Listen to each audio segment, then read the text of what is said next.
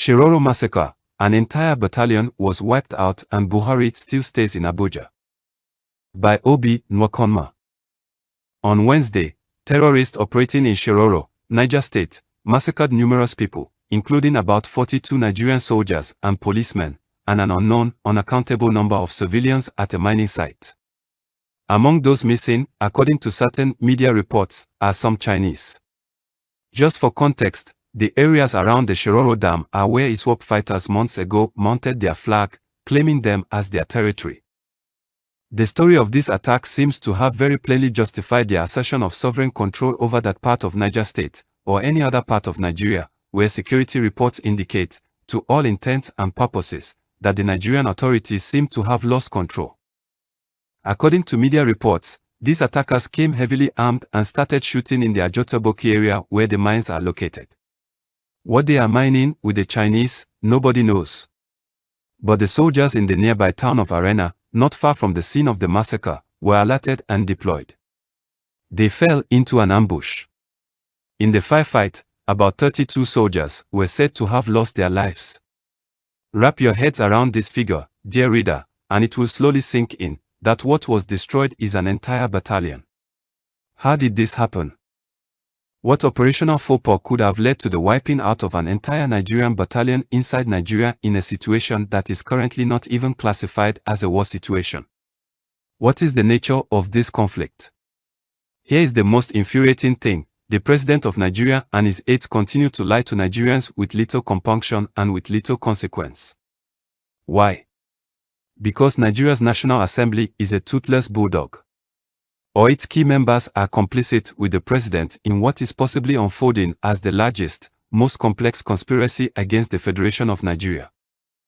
On Thursday, following the attack, the president's senior aide on public affairs, Gobra Shehu, said the following on behalf of the president: "We honor our security forces, and particularly those brave souls who have given their lives fighting against the evil that is terrorism. They constitute the best that Nigeria has to offer, and we remember each of them." Sadly, Nigeria's fight against terrorism continues. It is a battle that is taking its toll on all of us. But we shall not relent, nor shall we surrender. We say it again that we have reduced Boko Haram to a shell of its former self. But terrorists are parasites. They thrive when the world is suffering. This statement from the president's office sounds too much like tongue-in-cheek. It lacks sincerity. It is the repeat of the ineffectual hogwash that Mr. Buhari and his inner circle have been mouthing since 2015. All that bull about reducing Boko Haram to a shell of its former self is false in all its material particular. Okay, you did not reduce or degrade Boko Haram, Mr. Buhari. Rather, Boko Haram expanded by integrating its mission with ISWAP, which is currently an alliance of the Fulani headsmen, Boko Haram, and ISIS in West Africa. Boko Haram was given a new lease of life under Buhari. It became embedded inside the Nigerian military and security forces. It expanded its strategic contacts. Many of its fighters were integrated into the armed forces of Nigeria and circulated through the various military formations across Nigeria, where they operate as sleeper cells, in some instances, and active cells, in other instances. Our security failures cannot be without explanation. Those who doubt me should go and look at what Buhari himself said about Boko Haram and the Jonathan campaign against them prior to 2015.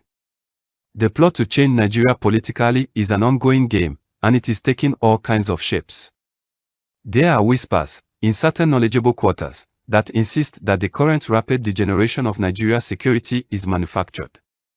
That the current situation is designed and intended to secure leverage for key operators of the system. Nothing else can explain the sudden inability of the Nigerian armed forces to defend Nigeria. It has been deliberately, operationally compromised from the highest quarters.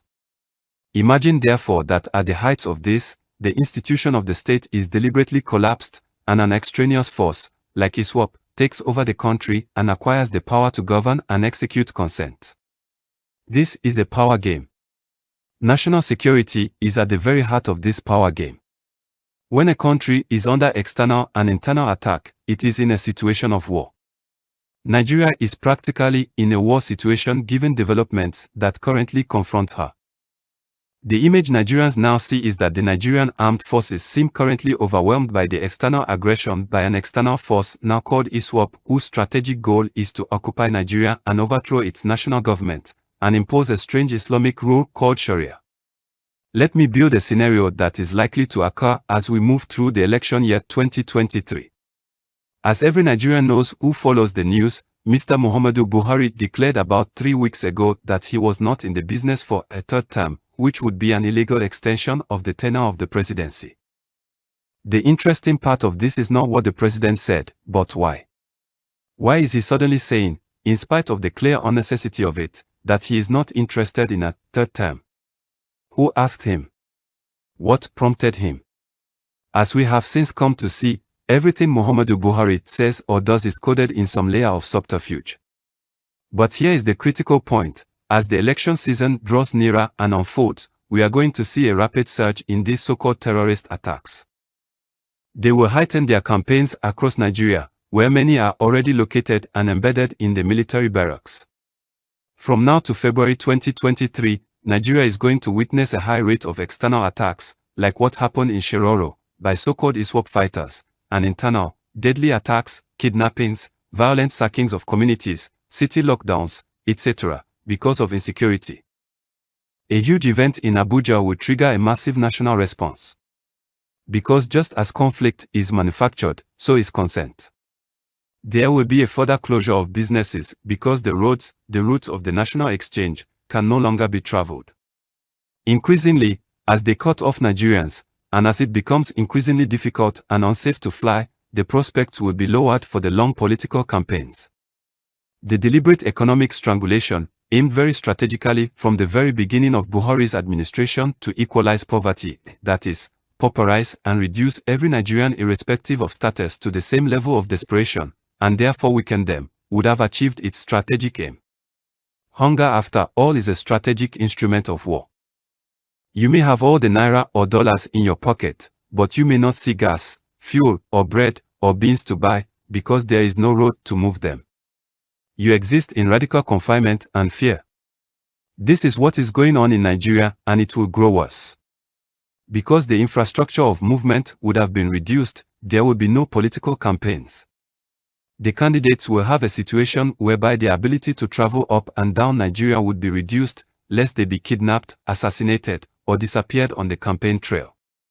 More so because of the scarcity of aviation fuel, which will close down many airlines, but as well as growing uncertainty about air travel, because if these terrorists can hijack a train, nothing says they cannot hijack and crash a plane in Nigeria. All this would come to a head around February 2023, I predict, when it would all become clear that the federal government may not be in a position to conduct elections in Nigeria as a result of insecurity. By this point, Muhammadu Buhari would have assumed the guise of a disinterested and neutral party. Even if the parties and Nigerians manage to pressure him into conducting an election, the results will be so disputed and disreputable that it will snowball into a national security situation that a responsible government cannot ignore.